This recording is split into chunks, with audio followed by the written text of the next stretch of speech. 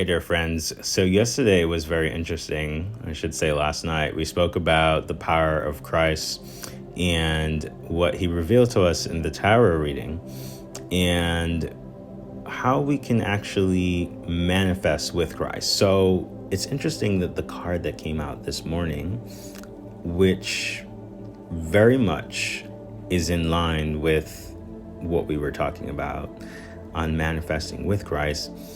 I find it very interesting because that was not my first intention. I just wanted to know what the message was for the collective. But it's nice to see the current of energy completely just falling in line with what we were talking about yesterday. So here it is. Now this might come as a surprise and shock to you because the Hierophant represents the structure of organized religion. You need to ask yourself, what is your relationship with religion like? Do you feel comfortable within that structure? And the question is why or why not, right? So this is really interesting also because, are there prayers you recite when you feel like you don't have the right words to express your feelings? And what is it about these prayers that draws you to them is another question for those who are probably religiously or spiritually inclined.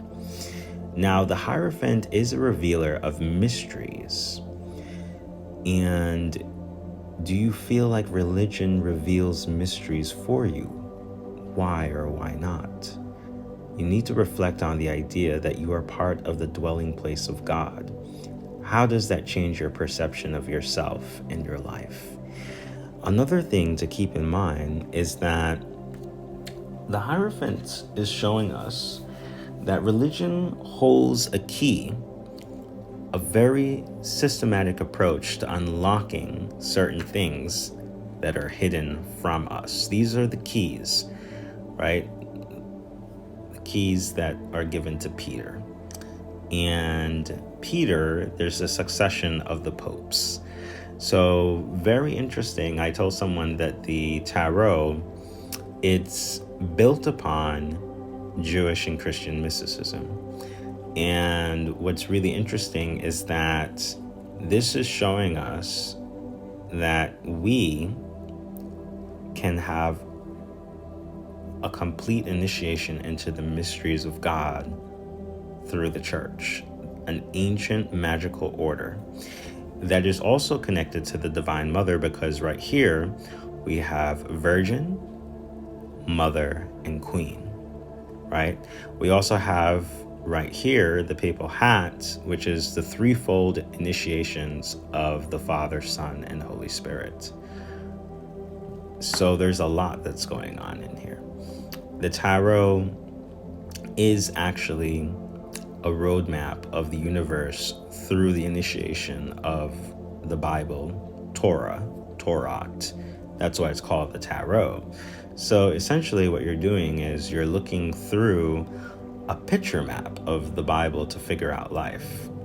You probably had no idea that that was a thing. Most people consider this to be something highly connected to your everyday modern understanding of Wicca, pagan, and witchcraft.